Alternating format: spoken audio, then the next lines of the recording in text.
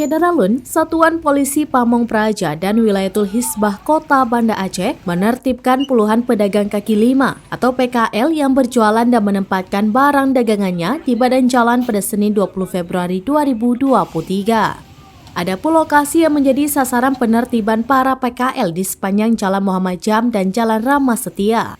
Pelaksana tugas atau PLT Kasatpol PP dan WH Kota Banda Aceh, Muhammad Rizal mengatakan PKL di jalan tersebut sudah sering diingatkan untuk tidak berjualan di badan jalan. Pasalnya, keberadaan PKL tersebut kerap mengganggu pengguna jalan dan menempatkan barang dagangannya di pinggir jalan. Hal itu merupakan bentuk pelanggaran terhadap Kanun Kota Banda Aceh Nomor 6 Tahun 2018 tentang penyelenggaraan ketertiban umum dan ketentraman masyarakat. Atas dasar pelanggaran tersebut, Kasatpol PP dan WH Kota Banda Aceh menyita 5 gerobak dan belasan barang dagangan milik PKL. Dari Banda Aceh, Indra Wijaya, Serambi News.com.